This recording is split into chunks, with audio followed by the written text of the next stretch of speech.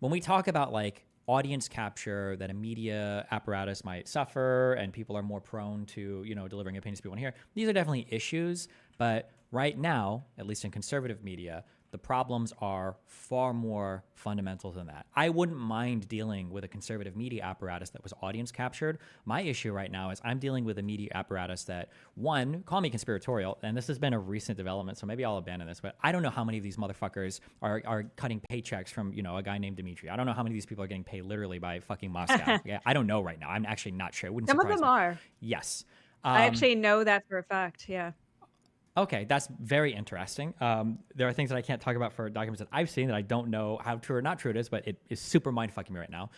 That's one thing. But a second thing is, for a lot of these people, they just lie, okay? That's the issue that I have. It's not that they are presenting things in a biased manner or that they're audience captured. It's that they're comfortable just full out fucking lying. Have you seen I wasn't aware, I didn't watch the footage. Have you seen one of the first big things that Tim Pool did, his documentary or his like video going to Malmo in Sweden?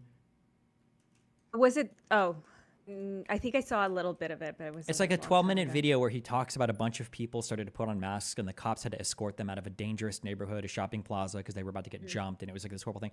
If you watch the whole video, he's fucking lying. It's obvious that he's lying. It's like the most chill. People are just like walking around. There's like babies and strollers. The part where they go and talk to the cop, they very conveniently cut that whole part, even though they're filming everything else. And the part where they're being escorted out, the police later released a statement. They were just driving out with them. And you can see it too. They just like walk out, they speed up the video footage so you can't hear them talking, and then they walk out. And there was no evidence at any point that anybody was threatening them ever. That was completely fabricated by him. He claimed that there were people putting up masks or whatever. The police said that while they were there watching, apparently they were like pointing the camera at people, and when they were doing that, they like pulled their masks up because they didn't want to be on camera. But the evidence of violence was totally fabricated. As soon as the funniest part of this whole video, after like 10 or 12 minutes, is as soon as they got into the car, when the guy tried to start the car and it didn't start, Tim looks over at the guy and he says, "Did they disable your engine?"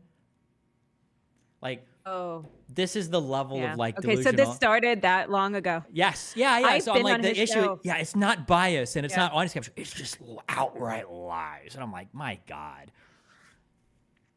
I had a debate with him actually, and I think he doesn't like me very much. Also, not just because of the debate, but I think I specifically said that I don't think he's a centrist. Of course, because I was like, I'm a centrist, and you're so much more to the right of me. There's no way. Yeah. And then he kept arguing it, and then even during the taping, he kept like bringing it up. So it really bothers him for some reason. I'm like, if you are what you are, it's like whatever. But I think maybe it's an important thing for him to believe. I don't know. I think I've just seen a lot of people move. Like maybe he was at some point, but I think the lies, which is a more important part of it.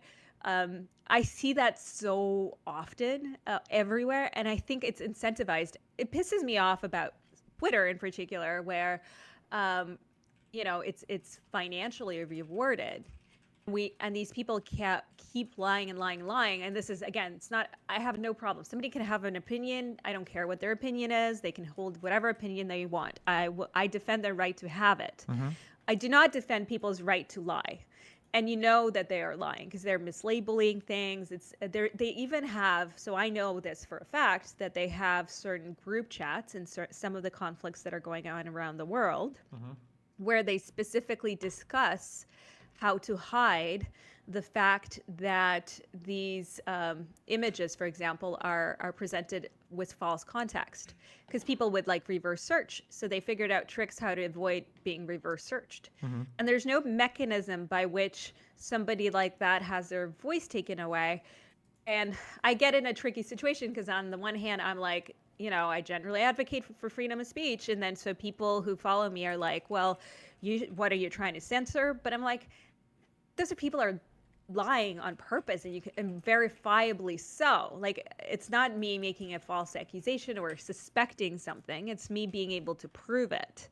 So why should they be allowed to lie? And yes, it's protected speech because lying is protected speech, but that's not on social media or in journalism. That's on, just you don't go to prison for lying, basically.